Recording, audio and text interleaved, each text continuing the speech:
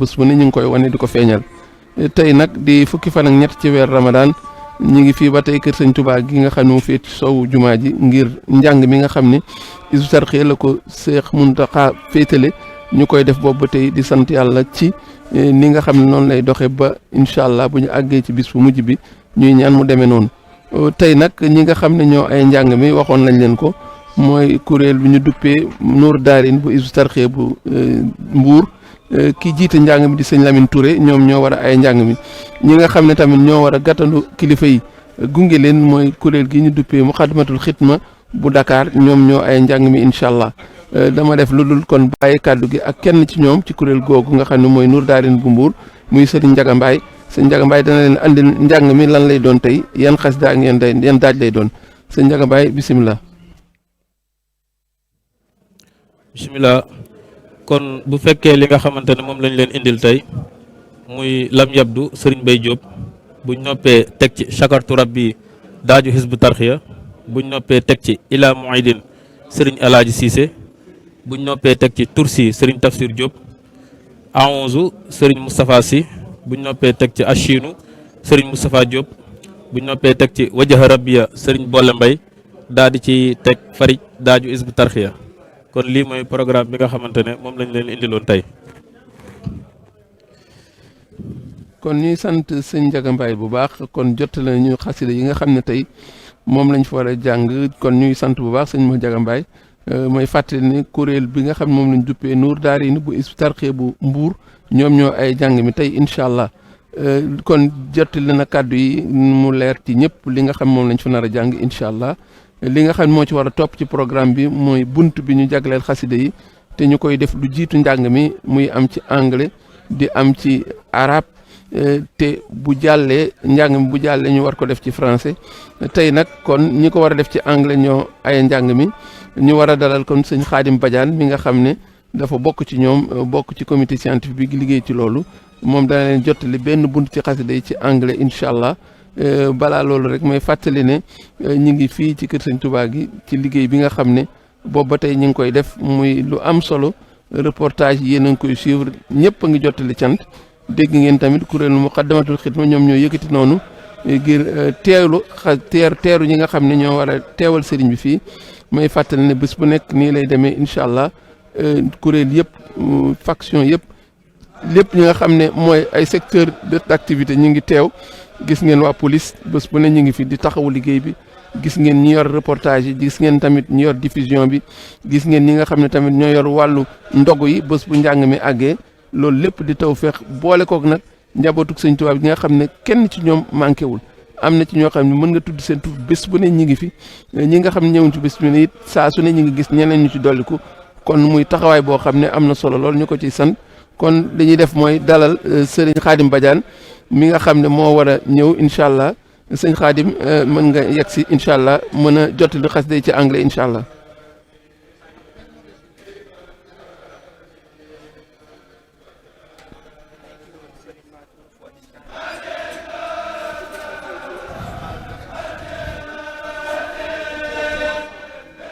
Emanating from the healing source. First of all, I would like to express my deepest greeting and sincere prayers to the Khalif General of the Murid Brotherhood, Serigne Mountakha Mbacké. May God grant him a long life filled with peace and good health. And may God bless all the members of his family. As you know, we are very happy to be here once again. We are deeply thankful to Allah for giving us this opportunity to present to you a qasida entitled Kun Katiman. Kun Katiman is an 8-verse poem written by Cheikh Ahmad Bamba in the Kamil meter, like Ya Jumlatan or Rabbi Karimun. It has no title of its own. The incipit, meaning the first word of the poem, plays this role. The poem is often presented as the learner's code of conduct, but the Sheikh tends to cast a wide net. We shall see that it applies not only to the learner, but also to everyone else. Coming back to the poem, in the very first verse, the Sheikh writes, Kun katiman lidurri wal busha tanal, hasdan wa tahlul dila ya mutahallimu. Carry your burden of pain and suffering with courage. You will reach your goal and outperform your fellow man. O you learner.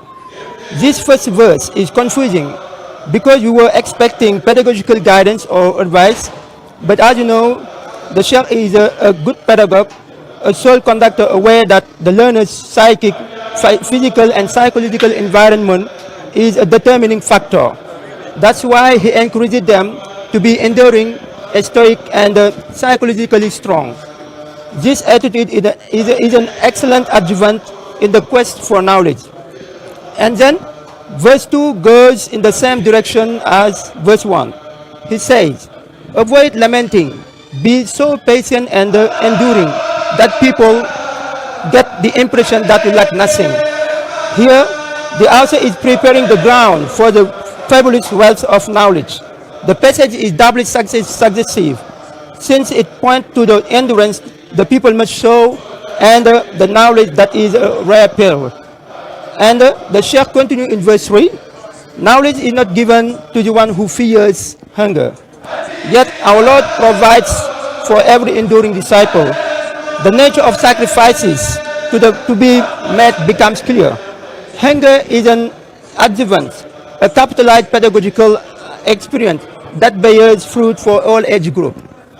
From verse 4 onwards, the author begins to deliver advice focused on pedagogical activity. He writes, you who wish to acquire knowledge, set about revising regularly. This shows that the learner needs to be in a right condition beforehand in case of constraint, insufficient food, physical fatigue, lack of family warmth, etc. In such circumstances, he should know that the game is well worth the candle, meaning the result is well worth the effort. The most puzzling things about the poem is that after the fourth line, none of the lines deal with teaching. Ultimately, what matters are the value installed in the mind of the person who wants to engage in the quest for love, for knowledge. Nevertheless, the Sheikh writes in verse 5, do not worry about possessing possessions, for the master of creatures provides for those who seek knowledge. This advice invites us not to turn away from our goal. This is followed by a lack of concentration that destroys the appetite for knowledge. So, having dealt with the prerequisite for anyone seeking knowledge, the Sheikh's pedagogical advice and the adjuvant to be taken into account, let's continue to the last three verses. In verse 6 of Kunkatiman, the author declares, fear Allah out of respect for religion. This is a firm and close prescription that all God's slaves have in common. The fear of God cannot fail to be mentioned for every Muslim, since it constitutes the connection between creator and creature. The Sheikh continues in verse 7 and declares, stay away from nubile girls and ladies, in whose company you will meet with nothing but misfortune.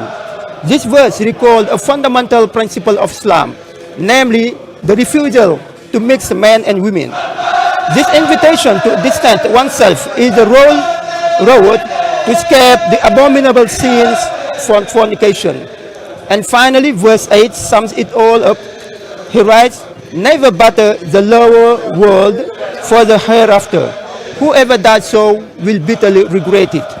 This statement is a unit of measurement, for the Muslim must, before any action, ask himself whatever it is intended to satisfy a preoccupation here below, or whatever it is an investment whose counterpart will be received in the hereafter. So this last verse of Kunkatiman sound like a warning that should bring the Muslim back to reason. So dear viewers of Mashrabu manbahi Shâfî, this is what we had for you today. We thank Allah, the most merciful, for granting us this opportunity to share this wonderful qasida with you. May Allah reward our beloved guide, Serigne Mountakha Bassirou Mbacké, preserve him in good health, and continue to shower His mercy and blessing upon all Muslim community. Wassalamu alaikum wa rahmatullahi ta'ala wa barakatuh.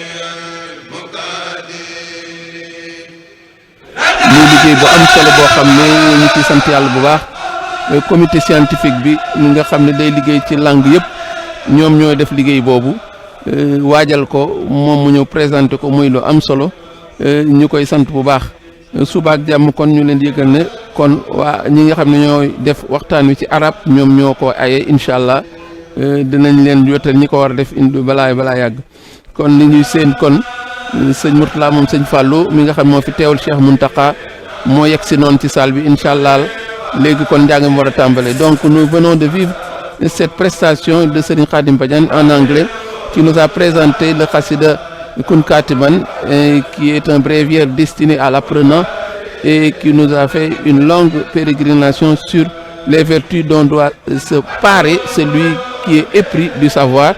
Et nous venons de voir également traverser le porte-parole du Khalif, Cheikh Bachir Mbacké. Nous avons vu également Serigne Moustapha Ibn Cheikh Abdoulahat, ce sont les habitués du lieu. Et nous avons vu également Serigne Mourtala Ibn Serigne Fallou, qui est le représentant attitré du Cheikh dans cette rencontre, dans cette instance. Nous avons vu également le staff des Hizbut Tarqiyyah, Serigne Youssou Diop en tête, et qui est en train de raccompagner Serigne Mourtala pour qu'il s'installe. Donc nous allons vous laisser vivre ces quelques minutes, le temps que les autorités s'installent et que la déclamation puisse démarrer. Je reviendrai après, Inch'Allah, pour vous parler d'un Khassida très connu, c'est Al-Hadi, Yahdi Jami an Sirat al-Mustaqim. Et le contenu, évidemment, vous sera livré après la prestation. Wassalamu alaikum wa rahmatullahi ta'ala wa barakatuhu. Et nous vous laissons suivre cette prestation.